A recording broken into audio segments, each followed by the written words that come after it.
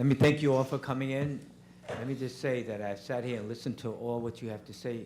It seems as though that all of the districts are in deep trouble, like New York City, but New York is on a larger basis. And my gosh, I say to you that you need to get with, I don't know if you have joined on to the lawsuit that was filed by Michael Rebell in order to go after the $4 billion that our children are entitled to statewide. But if you haven't, then you need to get on board. Because I tell you, you are going to depend on the state legislature and the governor to try to do what's right on behalf of the children of New York State.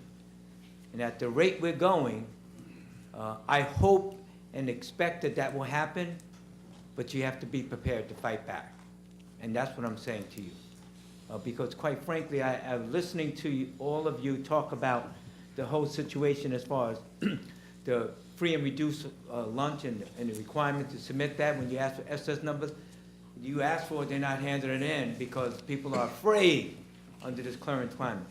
What measurement, if any, are we going to use? Just the assumption, and I'm asking a question, I want to respond. You make an assumption that everyone in the entire district is entitled to free and reduced lunch? What measurement is the state or anyone else going to use? Somebody help me out to understand.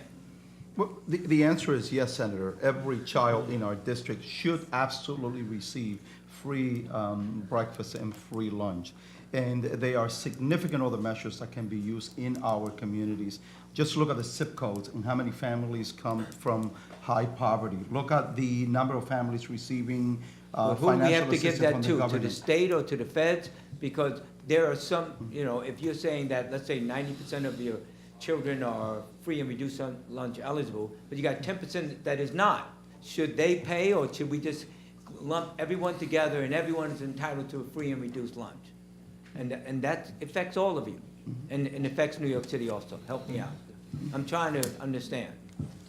Well, I think there's when you look at that small percentage of youngsters who may not, you have to also look at the distribution of wealth in the various communities. That becomes a huge issue. The other thing that is not something that you can measure is the shame associated with being a recipient of free and reduced lunch, and the inequity that it provides when you're represented in that 10% of students who may be able to afford to pay for lunch, and how that demeans and demoralizes the other youngsters. So that makes perfect sense in terms of— I'm sorry, I'm going to cut you off. I want to hear That's from all right. Buffalo. I only have 10 seconds left. Colleagues, it goes far beyond free and reduced lunch. In this high poverty areas that we live in and our children live in, we need breakfast, we need lunch. And, I provide supper. We need 2 meals on Saturday, which we provide. We Backpack. need snacks and after-school programs. The health, wellness, and nutritional needs of our children are significant, and they are costly. Thank you all.